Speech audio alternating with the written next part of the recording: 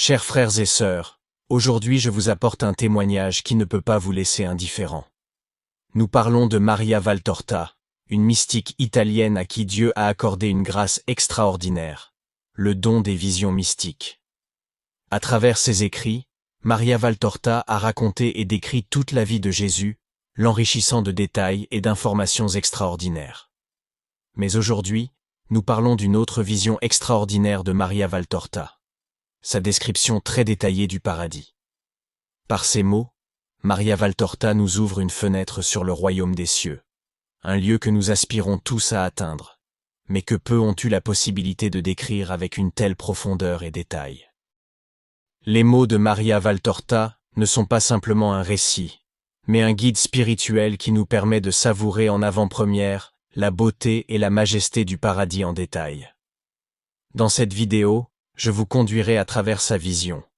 Une description si vivante et fascinante qu'elle vous transportera au-delà du voile de notre réalité terrestre. Je vous invite à rester avec nous jusqu'à la fin, car cette vision du ciel peut nous inspirer tous à renforcer notre foi et à désirer toujours plus ardemment partager cette merveilleuse expérience pour l'éternité. Écoutons les paroles de Maria Valtorta et laissons le paradis prendre vie devant nos yeux.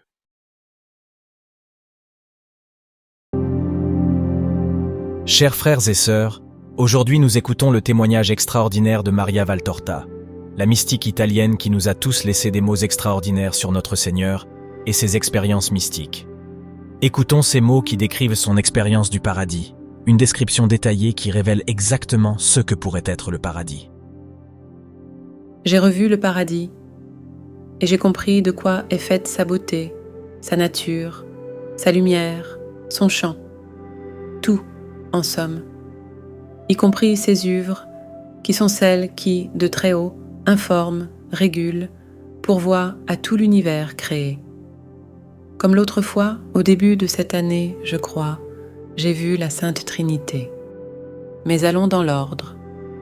Même les yeux de l'esprit, bien plus aptes à soutenir la lumière que les pauvres yeux du corps, qui ne peuvent fixer le soleil, astre semblable à la flamme vacillante d'une mèche fumante par rapport à la lumière qui est Dieu, ont besoin de s'habituer progressivement à la contemplation de cette haute beauté.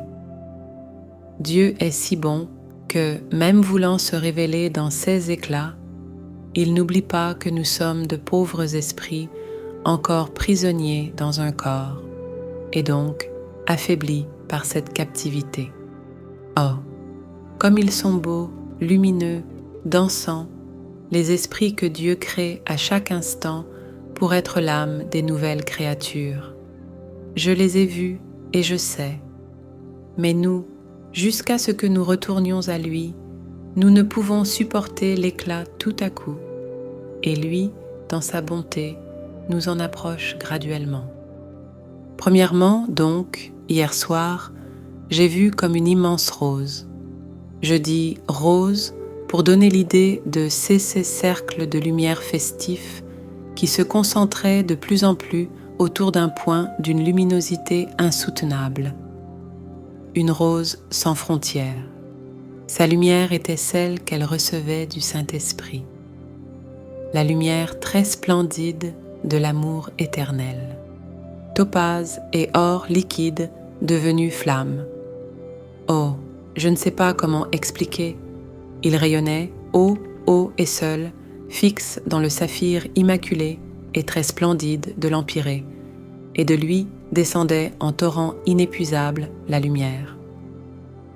La lumière qui pénétrait la rose des bienheureux et des cœurs angéliques, et la rendait lumineuse de cette lumière qui n'est que le produit de la lumière de l'amour qui la pénètre. Mais je ne distinguais ni saint ni ange.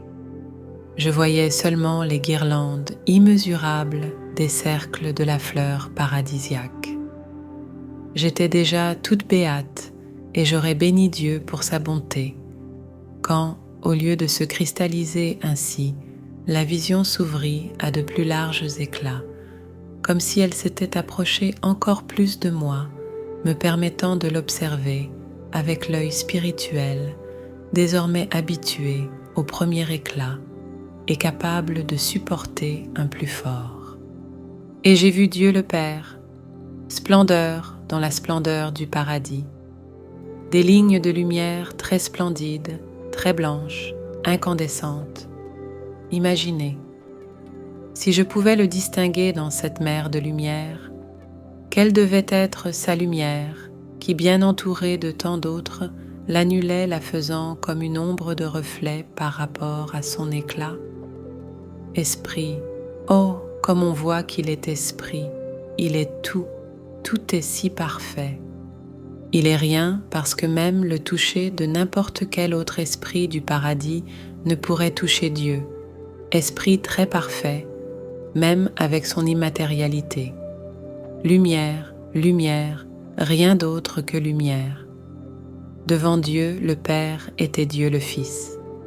Dans la vêture de son corps glorifié sur lequel brillait le vêtement royal qui couvrait 6 membres saints, sans en cacher la beauté indescriptible. Majesté et bonté se fondaient en sa beauté. Les rubis de Hessi's 5 plaies lançaient 5 épées de lumière sur tout le paradis et augmentaient la splendeur de celui-ci et de sa personne glorifiée. Il n'avait ni auréole ni couronne de sorte. Mais tout son corps émettait de la lumière, cette lumière spéciale des corps spiritualisés qui en lui et dans la mer est très intense et se dégage de la chair qui est chair, mais n'est pas opaque comme la nôtre. Chair qui est lumière, cette lumière se condense encore plus autour de sa tête, non pas en auréole, je répète, mais de toute sa tête. Le sourire était lumière, et lumière le regard. Lumière transperçait de son magnifique front, sans blessure. Mais il semblait que, là où les épines avaient autrefois tiré du sang et donné de la douleur, maintenant transpirait une luminosité plus vive. Jésus était debout, tenant en main son étendard royal, comme dans la vision que j'ai eue en janvier, je crois. Un peu plus bas que lui, mais de très peu, autant que peut l'être une marche d'escalier ordinaire, se trouvait la Sainte Vierge. Belle comme elle l'est au ciel, c'est-à-dire avec sa parfaite beauté humaine glorifiée en beauté céleste. Elle se tenait entre le Père et le Fils, qui étaient éloignés l'un de l'autre de quelques mètres. Élie était au milieu et, les mains croisées sur la poitrine, ses douces, très blanches, petites, magnifiques mains, et avec le visage légèrement levé, son visage doux, parfait, aimant, très doux, regardait, adorant, le Père et le Fils. Pleine de vénération, elle regardait le Père. Elle ne disait mot. Mais tout son regard était voix d'adoration et de prière et de chant.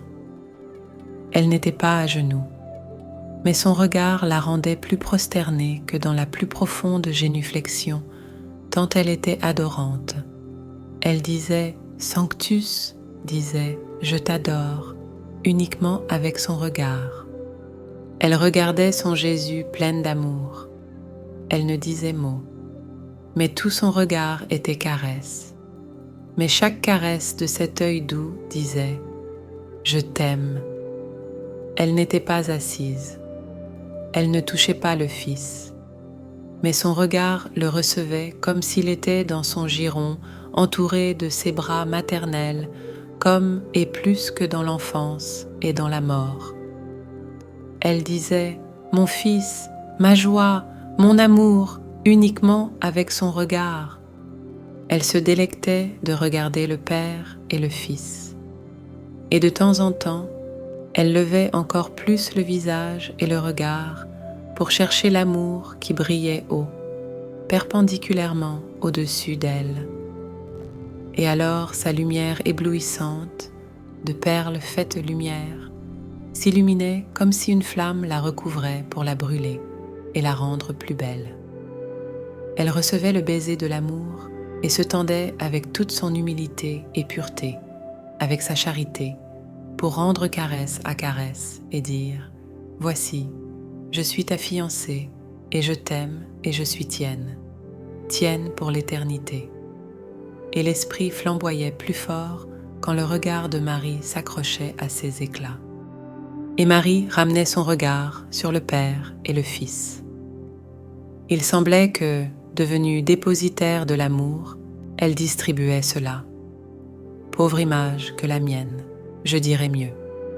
Il semblait que l'Esprit l'élisait, elle pour être celle qui, recueillant en elle tout l'amour, l'apportait ensuite au Père et au Fils, pour que les trois s'unissent et s'embrassent, devenant un. Oh, joie de comprendre ce poème d'amour et de voir la mission de Marie, siège de l'amour. Mais l'Esprit ne concentrait pas ses éclats uniquement sur Marie. Grande est notre mère, seconde seulement à Dieu.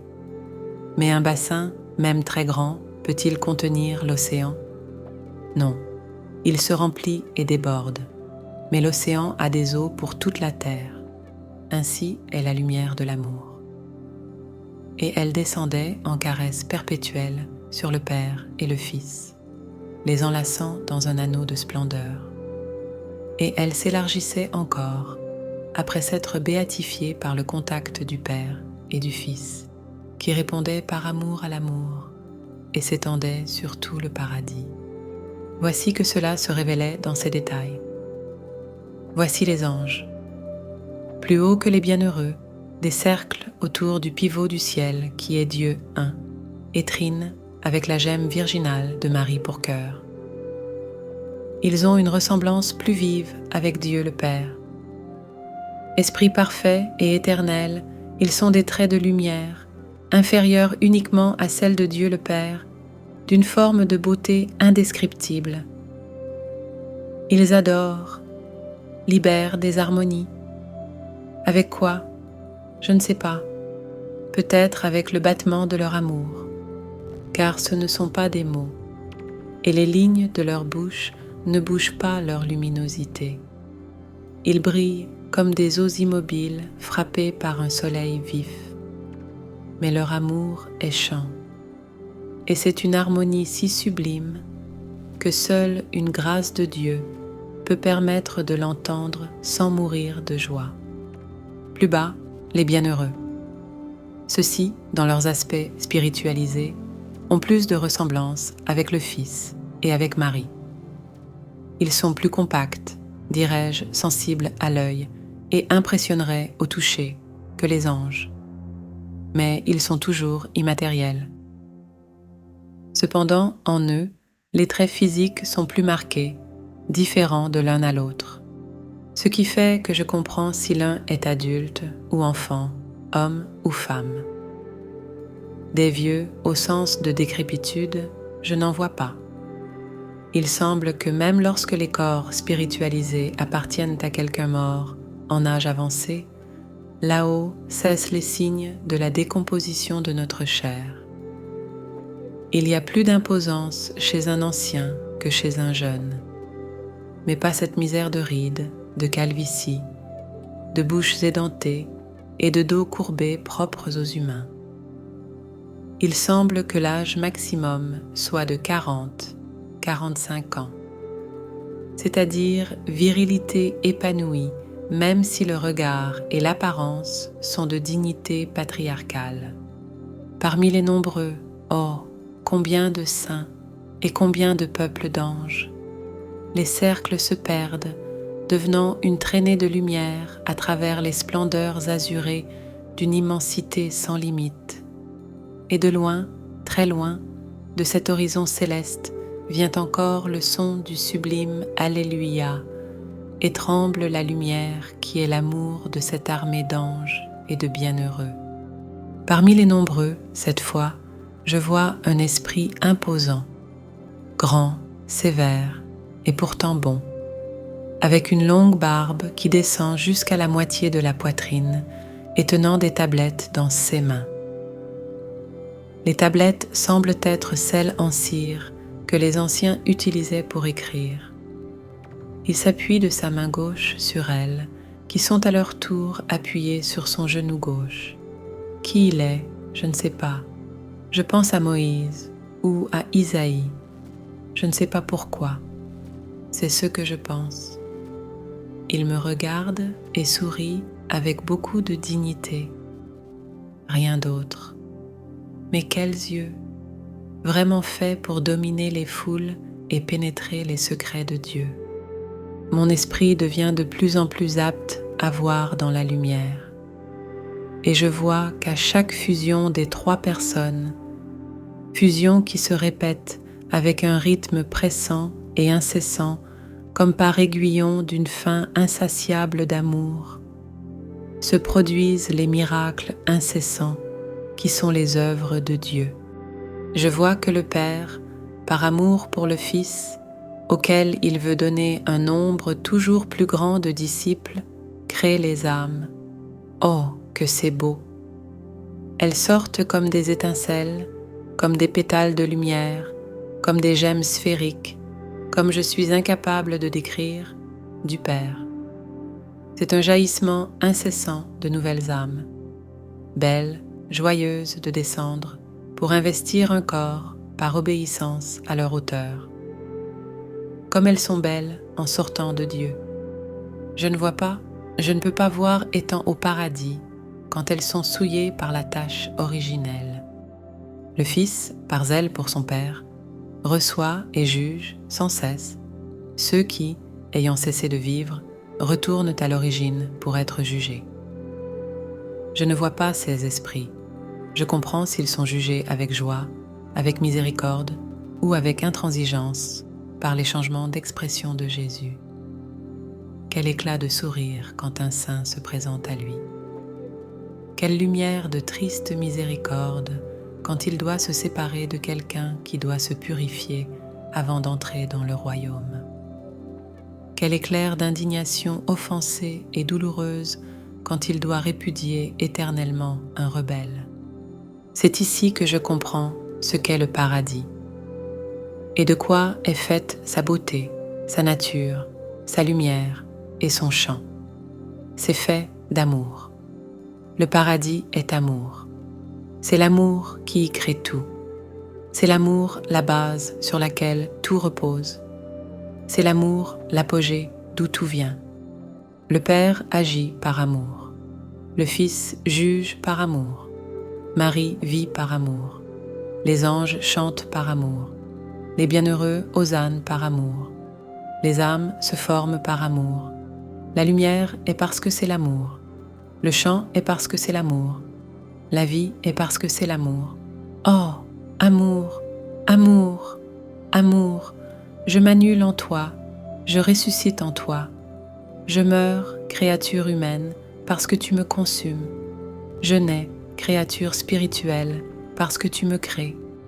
Sois béni, béni, béni, amour, 3e personne.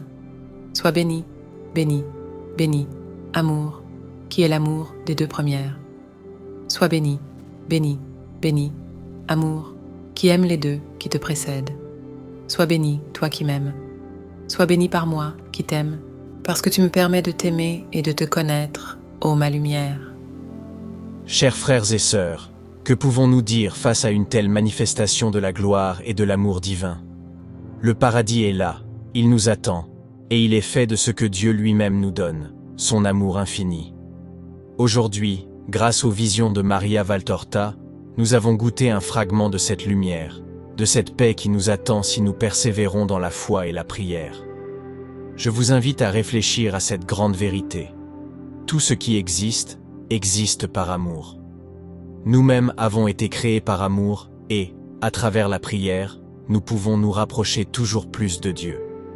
Je vous exhorte de tout cœur à vous abonner à notre chaîne et à devenir une partie de cette communauté de foi et de prière.